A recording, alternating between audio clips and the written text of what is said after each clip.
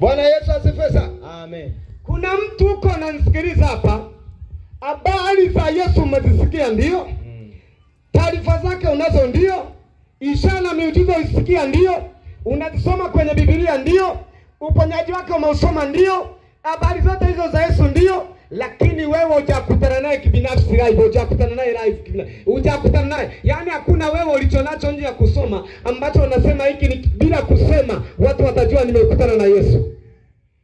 Si kama unanielewa? Zakayo alizisikia hizo habari, sio wewe. Fikiria huyu Zakayo alikuwa mtu mkubwa. Bwana Yesu asifiwe sana. Akazisikia hizo habari, sio mara ya kwanza, alikuwa ameshasikia sana. Ila siku akasema hapana. Na mimi nimepata habari za Yesu muda mrefu, lakini nasikia huo msafara unaopita ni wa Yesu mwenyewe. Leo nataka niende nikutane naye live. Nimechoka kusikiliza taarifa za nje. Kuna mtu kama umekuja hapa na moyo wako umefunguka, una shauku ya kukutana naye live, utaondoka umekutana naye Yesu katika jina la Yesu Kristo. Amen. Amen. Utakutana naye Yesu live bila chenga, live mwenyewe, sio story. Kwenye ile changamoto utakutana naye. Bwana Yesu asifiwe sana. Soma mtu wa Mungu. Biblia inasema. Inasemaje? Huyu alikuwa akitafuta kumwona Yesu. Yesu mtu wa namna gani? Zakayo alikuwa na shauku ya kumtafuta Yesu, kumuona ni wa namna gani. Hizi taarifa unazosikia Yesu ni wa namna gani? Asiweze kwa sababu ya umati wa watu. Asiweze kwa sababu ya wingi wa watu. Sikiliza hapo. Amen. Asiweze kwa sababu ya wingi wa watu. Hapa ndo watu, kuna watu waliopotea kizazi hiki cha mwisho, kizazi cha nyoka. Sasa hivi akimwona kila mtumishi anakusanyikiwa na watu wengi, wanajua ni wa shetani.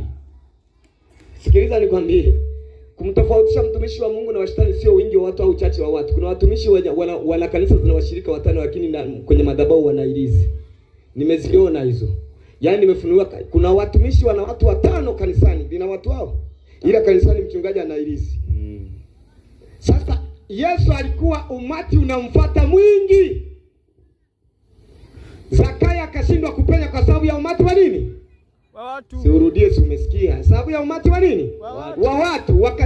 Akashindwa kumfikia Yesu. Sikiliza Zakayo alichokifanya, maana ni mfupi wa kimo. Maana Zakayo alikuwa mtu mfupi. Akatangulia mbio, akakimbia spidi, akapanda juu ya mkuyu. Akapanda juu ya mkuyu. Nisikiliza nikwambie. Huyu Zakayo kama leo kwa nchi ya kwetu kama Tanzania angeweza kuitwa kamishna mkuu wa TRA. Kwa sababu alikuwa ni mmoja wakubwa kwenye ile kampuni ya kutoza kodi. Sasa angetambulika kama ni kiongozi mkuu wa TRA. Tafasiri yake alikuwa na uwezo wa kifedha, alikuwa na cheo, alikuwa na heshima, alikuwa navyo vyote vya kimwili. Lakini pamoja na kuwa navyo vyote, hajatosheka mpaka akutane na Yesu. Yes. Pamoja alikuwa anaheshimika. Kwanza Biblia imemkoti kwamba alikuwa mtu tajiri, alikuwa na cheo, ana heshima, ana kazi nzuri, anaweza kuamrisha ukafata. Pamoja na hivyo vyote, aliweka chini cheo chake, akaweka chini heshima yake, akaweka chini pesa zake, akaweka chini mali zake, akapiga mbio katikati ya watu. Anafuata nini? Akutane na Yesu live. Kuna mtu mmoja title imekutoa kwa Mungu kwa sababu ya title ulionayo. Cheo ulichonacho ni mzee wa kanisa, ni mchungaji kiongozi, nabii, ni bishop, vyovyote vile. Uimbaji wako kipawa kwa sababu unaenda watu wanabarikiwa. Umetoka kwenye kumsaka Yesu, umeanza kukisaka cheo chako na kuanza kuwa na kiburi cha uzima kupitia ile title.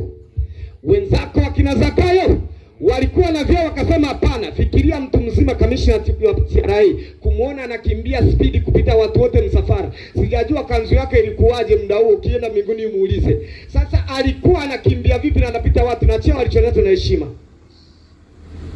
Mwambie mwenzako, weka mfukoni vyeo vyako, heshima yako, elimu yako, PhD yako, weka pembeni, mfuate kwanza Yesu peke yake.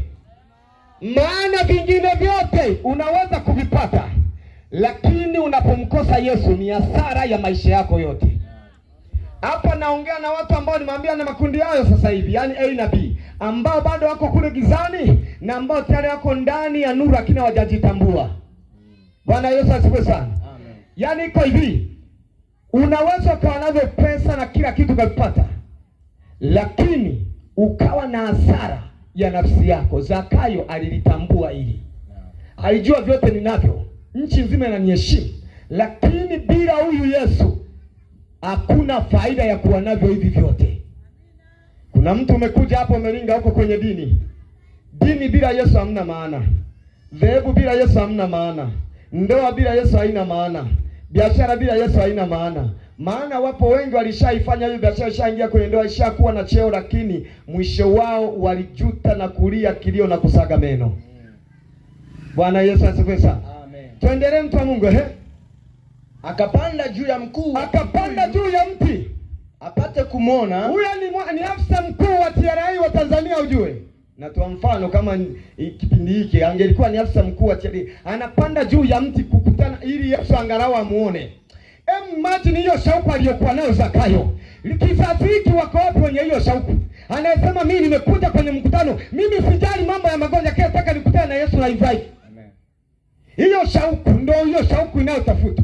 Yes. Unamwona Zakayo pamoja na vyote alionavyo, akasema hapana, panda juu ya mti. Yaani shauku ilianzia kula na kimbia, akasema haitoshi, bado napanda mti ili nikutane na Yesu. Bwana Yesu asifiwe sana. Amen. Watu wengi hawaji kwa Yesu kwa shauku ya kukutana naye. Wanakuja kwa Yesu kwa sababu ya shauku ya kukutana na vitu vya Yesu. Shauku yake huyo mtu anayekuja kwa Yesu, asilimia kubwa wengi ni shauku ya kuvipata vitu vya nani? Vya Yesu, sio kumpata nani? Yes.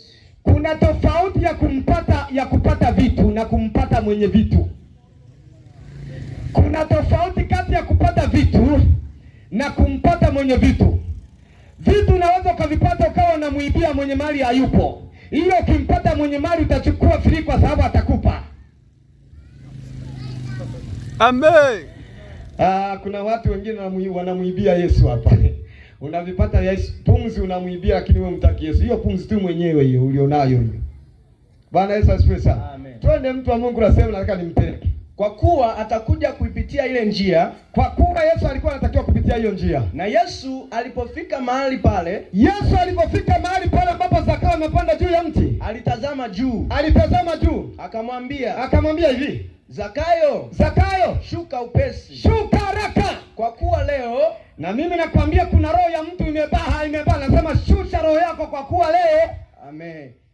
Imenipasa kushinda nyumbani mwako. Kwa kuwa Yesu imempasa kuingia ndani ya mwili wako ambao ndio nyumba yake. Amen. Hujanielewa? Kwa kuwa leo imempasa Yesu aingie ndani yako ambao ndio huo mwili. Mwili wako si hekalu la Roho Mtakatifu. Yampasa leo aingie ndani yako. Haya anakuita shuka leo, nyenyekea. Maana ya kushuka, ondoa kiburi cha uzima. Ondoa majivuno. Ondoa kiburi cha mali. Ondoa kiburi cha cheo. Ondoa kiburi cha mambo ulionayo. Ondoa kiburi cha elimu. Ondoa kiburi cha PhD. Shuka haraka chini. Sasa ingia ndani ya maisha yako. Amen. Si kama unanielewa? Naam. Nimesema mimi sihubiri, nakupa ujumbe. Kuna sehemu nakupeleka. Mungu akupa ujumbe, kuna kitu anataka ukijue kwanza. Bwana Yesu asifiwe sana. Amen. Kuna watu wengi leo duniani na watatambua kwamba ni majira ya nyakati za mwisho tulizomo. Ndo adui amewadanganya na vitu walivyo navyo. Wanaona kama hivi injili ni takataka. Kumbe wangejua ndo thamani kubwa ambao walitakiwa waishike. Wao wameshikilia PhD. Wameshikilia masters zao. Wameshikilia udaktari wao. Wameshikilia cheo chao. Wameshikilia mataito walio nayo. Lakini kitu ambacho ni cha kushangaza, Yesu anaambia shusha kiburi chako. Shusha, kwa sababu kuna bali kuwa na miguu wa kutoka Mwanza wakafika Magu, miguu ilikatikia wapi pale ile senta ya kule. Miguu ilikatika kabla hawajafika Magu. Shuka, nitakupa mimi, nikupa ulinzi. Shuka niingie kwako. Lakini bado watu shingo zao ni ngumu. Mungu akupe shingo rahisi katika jina la Yesu. Twende mtu wa Mungu. Akafanya haraka. Akashuka. Unasikia watu ambao wana shauku ya kumpata Yesu. Wanapoambiwa shusha kiburi, wanafanya haraka kushuka. Kuna mtu uko hapa na hii juu unaisikia. Yawezekana tukafundisha siku 5 zote usipate point yoyote na ukaondoka. Ni kiburi. Yaani usiamue kugeuka. Ni kiburi. Wenzako wanaomtaka Yesu huwa wainui kiburi. Yesu yeye sio dikteta, huwa lazimishi. Huwa anahitaji mtu ambaye yuko tayari amsaidie. Shetani ndio huwa anaingia bila kuomba. Shetani pepo likija alikuomba nataka niingie. Ninaangalia ufungua mlango mjisahau, limezama. Bwana Yesu asifiwe sana. Amen. Bwana Yesu asifiwe sana. Amen. Lakini Yesu yeye anakuomba kwanza, anakuhitaji, anakuita. Twende. Akamkaribisha kwa furaha. Akamkaribisha kwa furaha. Hata watu walipoona yule Yesu alivyoingia kwa Zakayo ndani ya nyumba yake, alivyoshuka juu ya mti akamkaribisha Yesu kwa furaha ndani ya nyumba yake. Ndio wewe Mungu anataka jioni ya leo umkaribishe Yesu kwa furaha katika maisha yako, yaani upate ile furaha ya kumkaribisha. Kuna mtu mwingine hapa niko naongea kumkaribisha sasa, mimi nishakukaribisha, kuna sehemu nakupeleka kule, wewe utajiangalia unaye au hauna. Bwana Yesu asifiwe sana. Akamkaribisha Yesu kwa furaha. Hata watu walipoona yule Zakayo mwenye dhambi, walinung'unika wote. Walipoona Zakayo mwenye dhambi, Zakayo mtenda uovu, Zakayo tapeli, Zakayo anizuru mali za watu, Zakayo ambaye ameibia mali za nchi, Zakayo ambaye haeleweki, amefinyanga wote, amefunga kwa kesi za uongo, wanashangaa inakuwaje mtu kama huyu Zakayo mwenye dhambi anatembelewa na Yesu, anamkaribisha Yesu kwenye familia yake. Wakashangaa, Zakayo huyu tunayemjua ni tapeli mkubwa, ameiba na magari mengine bandarini, angelikuwa anakaa silali pale mpakani, kazuia vitu visiingie ndani ya Tanzania na magari ya watu ameyateka. Huyu dhambi zote alizonazo, amepata wapi ujasiri wa kumkaribisha Yesu kwenye familia yake? Kuna mtu mmoja huko mahali hapa, wakikupigia mahesabu kule nje, wanaangalia uzinzi ulionao, wanaangalia usupe ulizonazo, wanaangalia madhambi ulionayo, wanaangalia ume za watu uliowabeba, wanaangalia wake za watu uliowabeba. Jamii si inakuona, wanakutazama. Leo hii umepiga hatua kuja kwenye huu mkutano, ukasema hapana, nataka nikutane. Kuna watu wanaweza wakakuvunja moyo. Tumemwona mama fulani kwenye mkutano wakati ni danga wake ni fulani. Tumemwona baba fulani kwenye mkutano wakati anatembea na fulani. Tumemwona mwimbaji fulani wakati yetu afahamu taarifa zake. Anawezaje kupata ujasiri wa kwenda kukutana na Yesu kwenye mkutano wakati tabia zake zote unazijua? Wewe ni kutie moyo ambao uko namna hiyo. Yesu alikuja kuwatafuta wenye design kama ya kwako. Utanielewa? Yesu ndo alikuja kuwatafuta walio na design kama hiyo hiyo. Amen. Ndio Mafarisayo kule wasema na wezekana vipi? Wewe umeamua sasa kwenda kwa Yesu kwa sababu umepambana na kile unachokipitia kimegoma. Sasa umerudi nyuma kwamba nimekusikia sauti, nimesikia habari zake, nikutane naye uweze kunitoa kwenye hili janga. Hiyo ni kundi la kwanza. Sema amina. Amen. Kwenye hiyo kundi inayotafutwa, hiyo ni A sasa. Bwana Yesu asifiwe sana. Wewe sasa ambaye uko kundi hiyo, ulitamani atoke, yuko hapa leo atakutoa kwenye ile eneo katika jina la Yesu Kristo. Twende mtu wa Mungu. Walinung'unika wote wakisema, ameingia kukaa kwa mtu mwenye dhambi. Ameingiaje kukaa kwa mtu mwenye dhambi? Ndivyo wanavyoulizwa, wezaje kuja na dhambi zako alafu Yesu akae ndani yako na dhambi zako? Anawezaje Yesu kukaa kwako? Tunakujua na leo asubuhi tu umepigwa unaiba. Na hizi zile bangi zako leo tumejua. Na zile sigara zako tunajua. Pombe zako tunazijua. Wakipita hapo wanakuangalia, anawezaje kuwa jasiri? Je, Yesu anaweza kumsaidia hata huyu mrevi? Je, Yesu anaweza kumsaidia hata huyu mwenye bangi? Je, Yesu anaweza kumsaidia hata huyu mzinzi? Je, Yesu anaweza kumkomboa hata huyu? Ndio Yesu hao nao watafuta kwanza. Ndio hao nao wahitaji kizazi hiki sana kwa spidi sana. Amen. Zakayo akasimama akamwambia, tazama Bwana, nusu ya mali yangu. Sikiza, kuna kitu hapa nataka ukipata. Watu wako nje wamerundikana, wako na Yesu. Katikati ya watu wale ambao wako na Yesu, kuna wengine ambao wana dhambi ila za siri wanazijua, ila wao wako kwenye msafara tu. Ni Mafarisayo, Masadukayo, waandishi, watu wa Torati, wanaambatana na msafara. Biblia inasema alikuwa ni watu wengi wamemkusanyikia. Watu ni wengi, umenielewa vizuri? Ila pamoja na wingi wa watu wale, anatokezea mmoja anaona umuhimu wa kutembelewa na Yesu. Wale Yesu anapoenda kwa yule ndugu, wale waliokuwa na Yesu wakitembea naye wanashangilia, wanamshangaa Yesu kuingia kwa mwenye dhambi. Wanaanza kumdhihaki, wanaanza kunongona maneno. Pengine Zakayo aliyasikia, ila Zakayo yeye kuangalia wananunguna nini, wanasema nini. Alienda kwa Yesu akasema, tazama nusu ya mali zangu Yesu, narudisha mara ngapi? Mara 4. Akwenda kuambia hawa, nyie mnanisumbua nini? Yeye aliona hawa acha waongee ya kwao. Mimi nadiri ya Yesu aliyenitembelea kwenye maisha yangu. Najua ndo mwenye uwezo wa kunibadilisha. Najua ndo mwenye uwezo wa kuitoa kwenye hii dhambi. Najua ndo mwenye uwezo wa kurehemu. Najua ndo mwenye uwezo wa kusamehe. Zaidi ya yote ndo mwenye mbingu ya kunipeleka. Amen. Akupiga kelele na wale wanaodhihaki nje.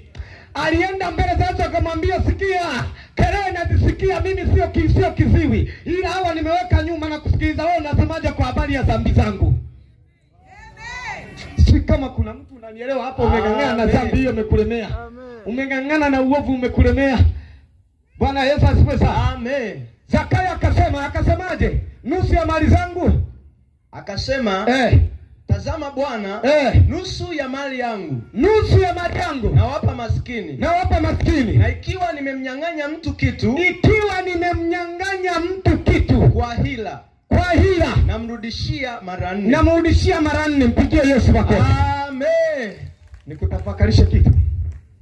Zakayo aliokoka muda huo, alimpokea Yesu muda huo, si ndio? Alimpokea Yesu muda huo. Kabla hata haijapita siku 3. Yesu hakuna mahali alipomwambia rudishia, wape mali yatima au rudisha kwa yule muibia. Yesu hakutamka. Tumeona pameandikwa alimtamkia hivyo? Hapana. Yesu kabla hajaongea kitendo cha kuingia ndani ya nyumba ya Zakayo tu hivi akakanyaga. Ule utisho wake Zakayo alijikagua, akaona mimi sifai. Akaona sifai kukaa hivi. Na sitaki kupoteza hii nafasi. Akaingia kwenye nyumba ya Zakayo. Yesu hajamwambia rudishia watu ulivyowaibia, bado. Hajaongea naye kwa habari ya kuwapa yatima, bado. Ila Zakayo Yesu alipokanyaga tu, yeye ndani akajua huyu mtu na nilivyokuwa naishi natakiwa nirudishe. Amen. Kuna watu wangesema Zakayo alikuwa ni mchanga kiroho. Kuna tatizo, wimbi limeinuka duniani. Mtu anaingia ndani ya kanisa mwaka mzima, hajaacha vitu vingine, anajua anafanya makusudi, anasema bado mimi ni mchanga kiroho. Tunajiuliza, umempokea Roho Mtakatifu gani ndani ya nyumba yako? Kwa sababu Roho Mtakatifu akiingia ndani ya nyumba yako, cha kwanza yeye anakuja ni nuru, anamulika uchafu, unajiona ulivyo uchafu ulionao. Yeye alipoingia ndani ya nyumba ya Zakayo, nuru imeingia ndani ya nyumba ya nani? Ya Zakayo. Na mwili wako ndio nyumba ya Mungu. Huyo Mungu ndio Roho Mtakatifu. Anapoingia ndani yako, haitaki mchungaji aanze kukwambia. Unatakiwa mwambie, natakiwa nirudishe nende wazimu. Natakiwa niachane na mume wa mtu. Natakiwa niachane na wale madanga. Natakiwa kuachana na ile bangi. Natakiwa kuachana na ule uovu. Kwa sababu nuru imeingia ndani yako, imefika lile giza. Unaanza kuona vya giza vinakaa na giza, mimi naanza kukaa na nuru. Amen. Unatuambiaje mimi ni mlokole mchanga? Zakayo siku moja ameshatambua alichokosea. Ndio maana tunakuwa tuna mashaka na uokovu wako. Uwezo kama umeokoka na Roho Mtakatifu kana ujasiri kutembea na mume wa mtu. Uwezo kama umeokoka ni mchungaji kana na ujasiri kutembea na mshirika kanisani. Tunajiuliza, Roho Mtakatifu naye mtumikia mtumishi ni yupi? Huyu ambaye hajakumulikia. Halo? Amen. Halo? Hello. Si kama unanielewa. Amen. Sikiliza, Zakayo hajamaliza, hajaenda kusoma Bible school. Hajaenda kufundishwa. Sijui hata kipaimara za huko kwenye dini alizisoma Zakayo, utamuuliza mwenyewe ukifika mbinguni. Lakini alitambua baada ya nuru kuingia. Akasema mali nusu yote tunawapa maskini. Akasema na nilie mzulumu na mrudishia mara 4. Ili nikutengenezea wewe Yesu nafasi ya kukaa. Lazima niweke makorokoro pembeni. Ili nikupe nafasi wewe ya kukaa ndani ya mwili wako. Amen. Bwana Yesu asifiwe. Amen. Bwana Yesu asifiwe. Amen. Kuna mtu huko mahali hapo unasema, yule ananilipiaga kodi ya nyumba, sasa namwachachaje sasa hivi? Umempokea Yesu ila utaki uokovu. Hapo kuna mtu hajanielewa. Umempokea Yesu lakini utaki nini? Wokovu. Umemkaribisha Yesu lakini uokovu ufanyike? Hautaki. Hapa Zakayo hatua ya kwanza aliyokuwa ameifanya, alikuwa amemkaribisha Yesu kwenye maisha yake. Ila hajapata uokovu bado. Sasa Zakayo akajua kumkaribisha Yesu tu haitoshi. Natakiwa nipate uokovu kutoka kwa Yesu. Si kama unanielewa? Amen. Ni jambo moja kumpokea Yesu, kumkaribisha kwenye maisha yako. Ni jambo la pili kupata uokovu. Ukiokoka unaokoka nini? Unaokoka na jehanamu ya moto. Kuna mtu anaweza kumkaribisha Yesu kwenye maisha yake lakini akaenda jehanamu baada ya kutoka duniani. Na Yesu alimkaribisha kwenye maisha yake.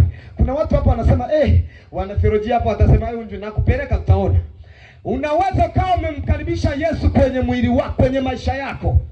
Yesu ukamkaribisha kabisa, na mkuyu umepanda juu, na kwenye mikutano ya Injili umeenda, na makanisani unaenda, na kuimba unaimba, na kuhubiri unahubiri, unabii unatoa, mapepo yanakimbia, miujiza inatendeka. Umemkaribisha Yesu ndio anatenda, ila uokovu unaweza kuwa hujaupata na Yesu uko naye. Yes. Sasa Mungu anatafuta kizazi kilichobeba uokovu, sio kile kilichombeba Yesu. Anatafuta kizazi kilichobeba uokovu, sio kilichomkaribisha Yesu tu. Zakayo pale alikuwa ameshamkaribisha Yesu ndani ya nyumba. Angeamua kukanava akamwaga akaondoka, si hiari yake. Wapo watumishi wengi leo kizazi hiki wanafanya vitu vingi sana. Na wananena kwa lugha wananena, lakini wananena, karama wanazo, unabii wanatoa, kila kitu wanacho cha kimungu kabisa. Kwa nini wanacho? Walimkaribisha Yesu. Sasa Yesu anajitwalia utukufu kupitia wao, kwa sababu hata na punda Yesu aliitumiaga.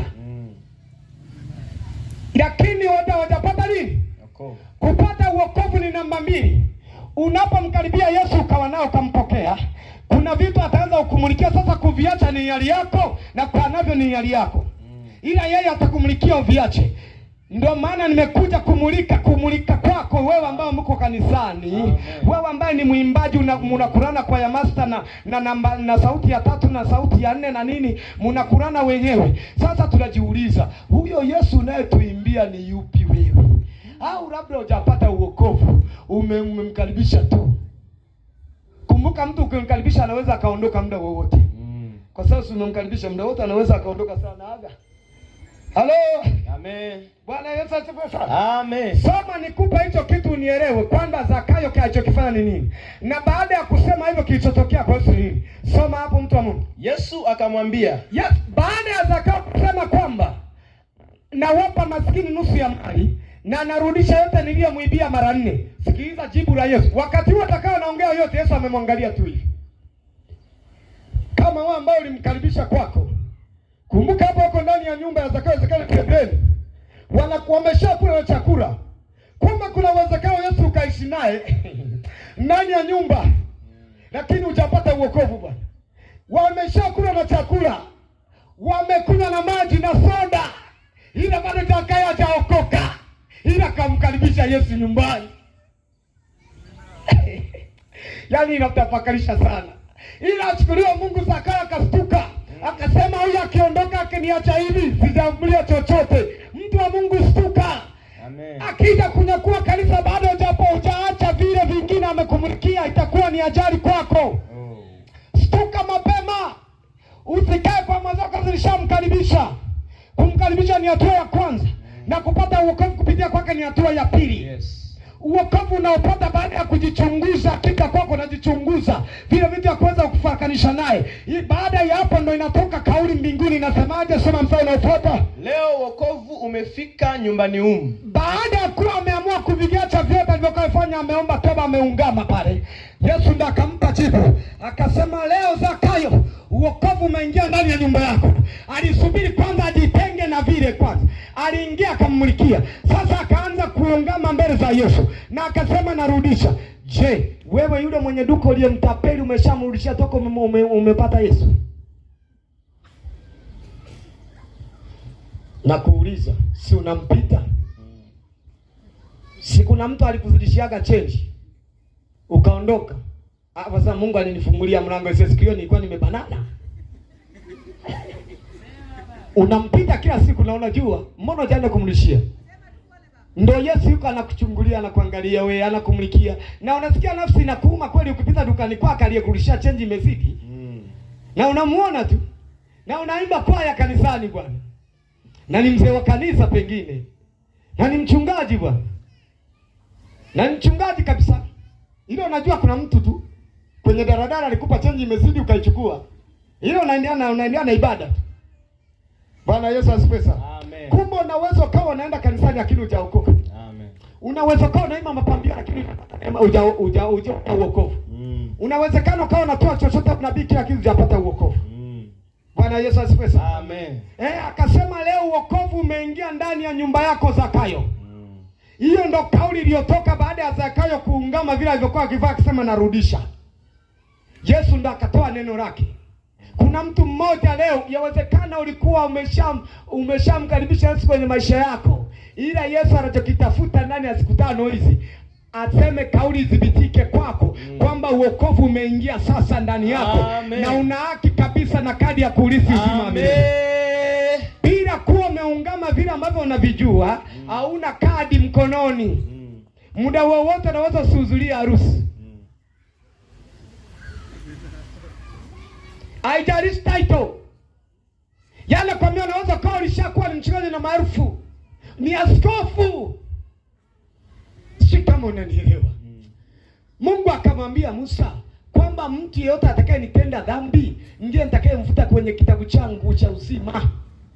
Mtu yeyote, yani tafsiri yake nini? Askofu yeyote atakayenitenda dhambi namfuta. Mchungaji yeyote atakayenitenda dhambi namfuta. Nabii yeyote atakayenitenda dhambi namfuta. Mzee wa kanisa atakayenitenda dhambi namfuta. Yeyote akatenda dhambi yeyote, tajiri maskini namfuta. Hii haijalishi title ulionayo. Kipo kitabu kinachoandika walio na kadi za kurithi uzima wa milele. Jambo lingine natamani siku 5 ujiandikishe. Kama ulishajiandikisha, tufanye kukagua daftari la kudumu. Anze kukagua mwenyewe daftari la kudumu la mbinguni kama bado jina lako lipo. Amen. Kama wanavyokagua zile madaftari za kujiandikisha kupiga kura, kwa siku 5 hizi ujikague. Unanielewa vizuri? Amen. Nakwambia hii haijalishi title ulionayo. Vigezo vya kuingia mbinguni sio vigezo vyepesi sana. Huu ni mfano mzuri wa Zakayo. Fikiria anasema narudisha mara 4. Yaani mtu alimuibia mara 1 anamrudishia mara 4. Tafsiri yake huyu ni mtu ambaye ameona vya ulimwengu havina faida, sasa ni utafute uzima wa milele. Yes. Sio jambo jepesi wewe. Wewe umeshindwa kumrudishia hata ile change book aliyokuzidishia. Sema usije urudishe mara 4.